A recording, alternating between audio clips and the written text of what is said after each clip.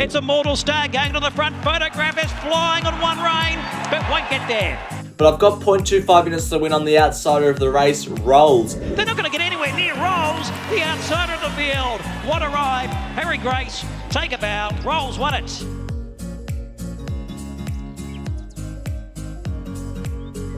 Hello everyone and welcome to the 2024 Memsie Stakes Day preview. Group 1 racing is back in Victoria and we've got a massive Group 1. Mr Brightside versus Pride of Jenni, and Antino can give the race a real shake-up in my opinion. We're about to get on with the tips. We're going to tick off a few things first. I want to mention the Sportsbet feed again. Go on to you have to download the Sportsbet app, obviously have an account, and follow me on the feed on the Saminator-YouTube. We'll also tick off the Wall of Fame. You guys voted for Mornington Glory's win to go up for week 4 of the Wall of Fame, so it's gone up next to the 3 other photos already up there. If you want to vote for that, just go on my YouTube community and vote on either the Saturday night, Sunday or Monday after the races have been run on the Saturday, and you can cast your vote towards the Wall of Fame. And another thing, I was at Sandown yesterday for 7 minutes. This was my timeline. And a lot of you won't care about this, but I thought I'd add this in there. We went to watch the Genius run,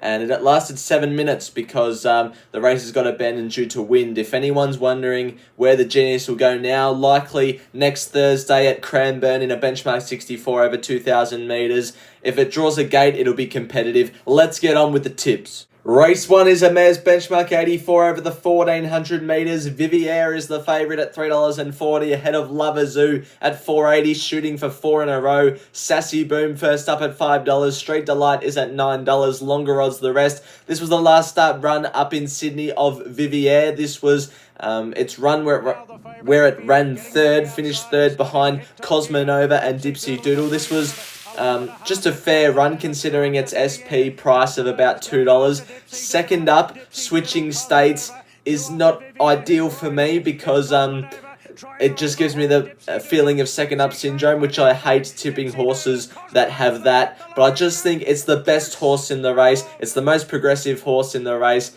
And it could go on to run in some Group Mares races and be competitive. And out of this slot, I expect Vivier to be the one to do that. So I just think it could go to a new level on Saturday, but we'll see how it goes. I think this track is going to play on speed bias, so Vivier might face some troubles there as well. It's a race I'm not too confident on, but I just think Vivier's a really good horse and will race in better races than this grade in time. I've got 0.25 units to win on Rubwood again. I like this horse's most recent jump out behind Pride of Jenni and Antino. It's had some good form last preparation, most notably it ran second behind Eternal Flame in the Sunline Stakes at Group 2 level. Now this is a benchmark 84. First up for Geordie Childs, I think is over the odds. In for third, Sassy Boom will roll forward from gate 7 with Blake Shin in the saddle and be hard to beat. And then in for fourth, I've got Jenny Pending. I think this horse third up, down in the weights, is ready to run a race. But I like Vivier ahead of Rumbled again in the first. Race 2 is a benchmark 78 over the 1,400 metres. We see the return of Craig here. It's the $3.50 favourite at the moment, ahead of the Open. The toppy at $4. Step Aside is at $5, out to $8 for He's Beset.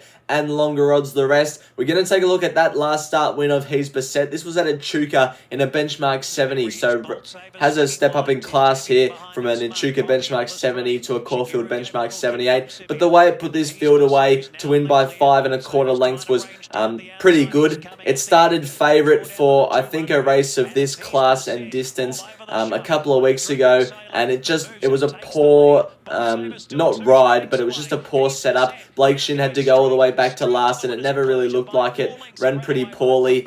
It draws wide again, unfortunately, which is the only thing that's stopping me from making this horse or having units on this horse. But I just think from gate 15, if Jamie Mott can get into the 3 wide running line around midfield or so, it's in a winnable position.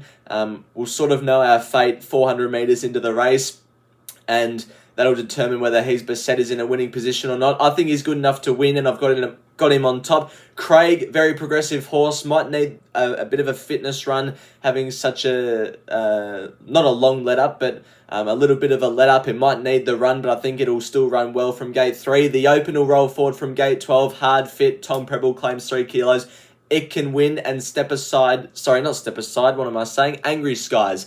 Angry Skies from gate 14. If it can find a spot, it'll be ultra competitive. It's a very consistent horse, and it'll be running well for Celine Gaudray. But I like He's Beset to take out race number 2. Race 3 is a benchmark 78 over the 1800 metres. The favourite is Rise to It at $3.90 for Jamie Carr. Freda is at $6.50 and is next best ahead of Matthew at $8 and longer odds the rest. We're going to take a look at the last start run of Gentian Blue. This was at Caulfield in that benchmark 78 race, won by Lavazoo. Electrona very close second.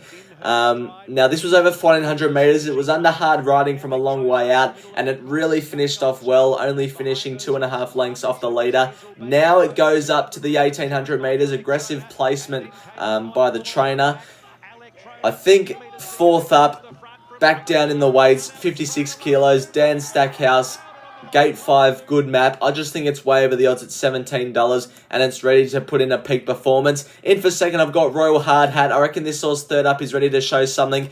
Major query, gate 15, but if Craig Williams can find a spot, it's good enough to win. Flossing, forget its last start run. Before that, it's been ultra consistent, and it's had some key wins over some of its fellow rivals here. And then in for fourth, I've got the favourite Rise to It. This horse was good last start behind Star Vega. Back in distance, 200 metres suits it, and I reckon it'll be running well. But I'm with Gentian Blue at a bit of a price in race number 3. Race 4 is an open handicap over the 2,000 metres. I think from this race onwards, it's stacked with quality. Aramco is the favourite at $3.90 ahead of Duke de Sessa, who is at $5.50. Alders at $6, out to $7.50 for Young Werther. Longer odds the rest. We're going to take a look at the last start runs of both Duke de Sessa and Alder. Most notably Duke de Sessa. Just watch as it has no luck around the corner and no luck for most of the straight. And then once it gets out into the inside of Alder, it starts to lengthen. I just think now on Saturday, this horse, fourth up, Mark Zara on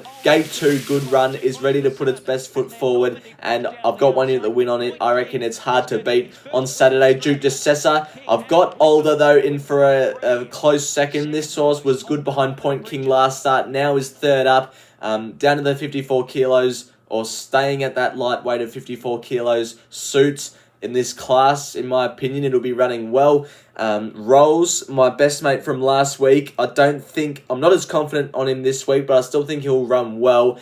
Should find the front and off the week back up suits. And Aramco, this horse is fit, on speed, 54 kilos. Damien Lane can get the job done. But I'm with Duke de Sessa to take out race number 4, 1 unit the win. Race 5 is the Group 3, the Heath over the 1100 metres. The favourite is Recommendation at $2.10. 2 wins this preparation, looking to make it 3 in a row. Kalos is the second favourite at $4. $5.50 about for Chain of Lightning, and $6 for the impressive last start winner, Arkansas Kid. Longer odds the rest. We're going to take a look at the recent Sydney trial of Kalos. This was pretty good work in lead up to its first up run, which is on Saturday.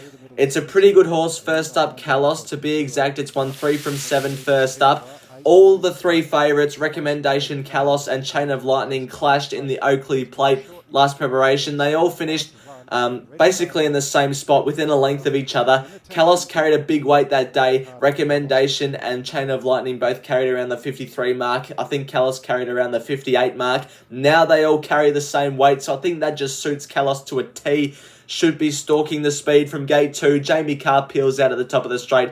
Hoping it goes Wooshka and wins. I've got 1 unit the win on it. I reckon it's a good chance. Kalos in for second, Chain of Lightning. This is a very good horse. Won the TJ Smith last preparation. Draws gate 5, D lane on. It'll be powering home. Recommendation should find the front, or maybe 1 out, 1 back, and be very hard to beat. For Blake Shin and Arkansas Kid, good return, winner last start. Faces a rising class here, but we don't know how good it is after its gelding operation. But I like Kalos to take out the Heath. Race 6 is the Group 3 McNeil Stakes over the 1200 metres. Growing Empire is the favourite for Kieran Maher at $2.40, ahead of Stay Focused, who is at $2.80. Wonder Boy is at $9. Let's Face the Music, also at the $9 mark. Double figures the rest. This was the last start jump out of Stay Focused out there at Pakenham. I think it won this jump out. It was very nice work in lead up to its first up run. Wait, shh, listen.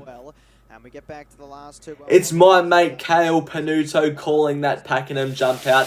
But yeah, anyway, this horse, Stay Focused. I was with it on debut when it won impressively at Geelong. I was with it in the Blue Diamond Prelude behind Bodyguard, where it was very brave, 3 wide no cover, and it was very brave only to be beaten a length and a half by Hayasugi in the Blue Diamond after also being 3 wide no cover. Now draws gate 3, so should get a run, one off the fence on speed. And I just think this is a very progressive horse in the making. I really like this horse, and I reckon it's the one to beat. 2 units to win on Stay Focused from me.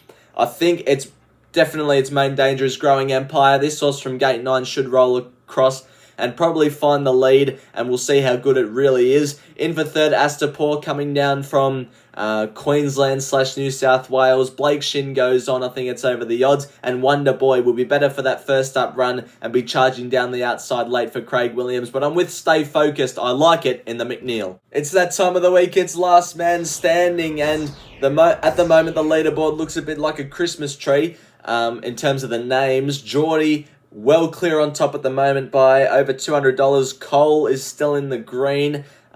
Sammy is back. He is back for this season of the last man standing. Braden, me, and Sky High Horse Racing need to improve. So we'll move on to what we're doing this week. Our clubhouse leader, Geordie, is going for 50 the win on Gatsby's up in Sydney and 50 the win on Aviatrix. Cole is going for 25 each way on Rise at Dawn up at Rose Hill, and also 25 each way on Q Tempesta in the Heatherly Handicap Race 8. We'll get to that a bit later on. Sammy's going for just 100 the win on Mr Brightside. Braden hasn't gotten me the tips yet. I'm just going for my staking plan. 50 the win, Stay Focused, 30 the win, Kalos, 20 the win on Duke de Sessa. And Sky High Horse Racing is going for an all-up, which if it lands, we're not going to catch him for the rest of the season. I think it's Craig the win, Alder the place, and Chain of Lightning the win. That's what we're doing for Last Man Standing this week. We start the Quaddie. Race 7 is the Group 3 Cochrane Stakes for the mares over the 1,200 metres. Expressiveness is the favourite at $4, ahead of Extra 2 off the week back up at $8. Skybird is at $9.50 with Aviatrix. Longer odds the rest. This was the last start run of both Expressiveness and Cast at Caulfield in the race. The Regal Roller, won by Arkansas Kid. Expressiveness was really good first up on this day to stick with Who Dares, a race fit Who Dares, and also Arkansas Kid, who was the class in the race. I think now second up fitter, on speed, Damien Lane. Gate 4's an ideal gate, can just settle either outside the leader or one out, one back. I reckon it'll be really hard to beat Expressiveness, and I've got it on top. Ahead of, in for second, I have Fortunate Kiss, so I've actually got 0.25 units to win on. I think this horse is really good second up. Draws gate 1, so will need luck, but I think can sneak a few positions closer, which will suit it. It had some good form last preparation, and I think it can get back to its best. If it does, it's way over the odds at $20. In for third, Comrade Rosa. This horse won its most recent jump out at Cranbourne impressively. Mark Zara on, Tony Gollan brings it south. Very good placement. And then in for fourth, I've got Skybird. I'm expecting this horse to get back and be too far back, but it's a class horse. It'll run on well. But I'm in the corner of Expressiveness to take out the Cochrane. Race 8 is the listed Heatherly Stakes over the 1,700 metres. Rise at Dawn is the favourite at $4.20. Dual accepted up in Sydney. Jimmy the Bear at $5. Q Tempesta at $5.50. Munamek is at $7. And we've got longer odds the rest. We're going to take a look at a last start jump out of Q Tempesta. I know nothing about this horse. I know nothing about Italian horse racing, which is where this horse comes from. But the fact that it was really pushed out in this jump out indicates to me it's there to win on Saturday first up over 1,700 metres. It looks to be a horse that gets over ground. So I think this race on Saturday suits ideally for its first up assignment. Draws gate 5. Mark Zara on's a big plus, and I'm just with it purely based on X Factor. I don't know a whole heap about it, but I've got it on top. In for second, Banker's Choice. This horse was really good first up in the PB Lawrence. We fitted for that run. Up in distance is a plus. Damien Lane sticks. It'll be running on from gate 10. Munamek, ever so consistent. Forgive its run last start was 3 wide, no cover. Can improve here. And then in for fourth, I've got King Magnus. This horse always runs well. Draws gate 3, will be on speed or around midfield or so and be giving its all. But I'm in the corner of Q Tempesta. What can this international dish up? First up in the Heatherly Stakes. Race 9 is the Group 1 Memsie Stakes over the 1400 metres. The feature of the day. Pride of Jenni is the favourite at $2.50, ahead of Mr Brightside at $2.70. You've got $6 for Antino and double figures the rest. This was the last out jump outs of both Pride of Jenni and Antino. Pride of Jenni wins this jump out. Antino runs second, but I'm more looking into race form for my tip here. And I've gone with Pride of Jenni. Now this horse clashed with Mr Brightside last preparation first up in the CF4 Stakes where Mr Brightside just won.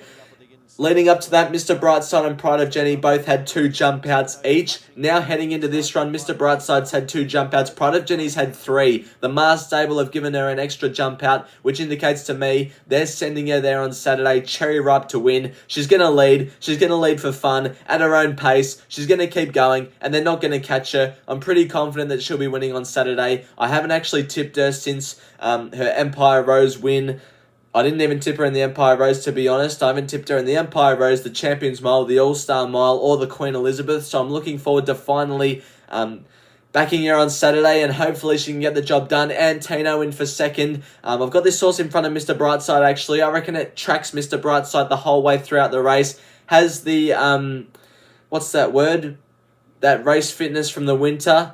I'll think of it when I'm editing this, but it's got the residual, that's the word, residual fitness from the Queensland winter. Jamie Carr rides, it'll be running on late. Mr Brightside, Craig Williams, you know what you're going to get from Mr Brightside, 1400 metres, Caulfield. It'll be running well. And then in for fourth, I've got Aegon. I thought this horse closed off really well in the PB Lawrence last start and will be better suited second up.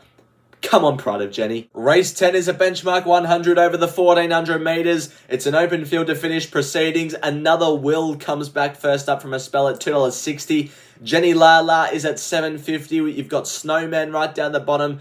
Lightweight Craig Williams at $8.50 and double figures the rest. We're going to take a look at a run back in February of Barclay Square and Kabling. Now, this was the race where Jimmy Star got rolled by Macram, but I'm with Barclay Square on top on Saturday. Now, it got held up at the top of the straight in this particular race. This was last time it was first up over 1400 metres. It got held up for the first part of the straight and really closed off well, especially through the line. It was closing off really well. Now, I do think this horse needs further than the 1400 metres on Saturday and will be doing its best work late. But I think drawn gate 9 can be around midfield or so in the 3 wide running line. Jayla Kennedy claims 2 kilos, which is key.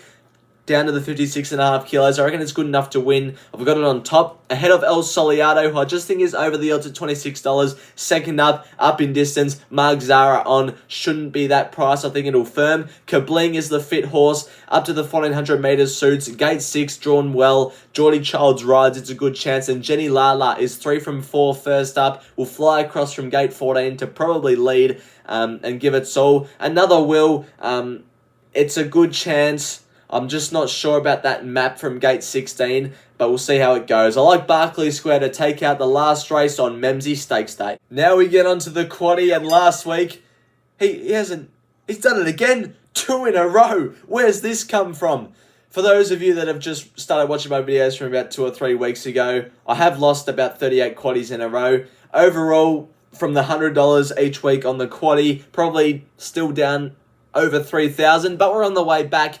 Going again this week, starting off with a lot of horses in the Cockram because it's so even. 3 Skybird, 5 Comrade Rosa, 6 Wallenby, 8 Extra 2, 9 Fortunate Kiss, 12 Expressiveness, and 16 Aviatress. In the Heatherly Stakes, 1 Munamek, 2 Q Tempesta, 3 Banker's Choice, and 9 King Magnus. In the Memsie, hopefully we can get away with the 3 favourites, Mr Brightside, Antino, and Pride of Jenni, finishing with 6 in the last, 1 Hitter Shock, 2 Another Will, 4 Barclay Square, 6 El Soliado, 8 Kabling, and also 11 Jenny Lala. I reckon it's going to be a hard Quaddie to get on Saturday, and if I do get it, it's going to pay really big. Thank you everyone for watching my preview for Group 1 Memsie Stakes Day. Hopefully you enjoyed it. It's about a 4.5 unit spend. Hopefully we can continue our profit streak off what was a very profitable last Saturday at Moonee Valley. So yeah, hopefully as I said, the profit streak can keep going. Thanks everyone for watching. I'll see you all next week for next week's preview. Until then, bye for now.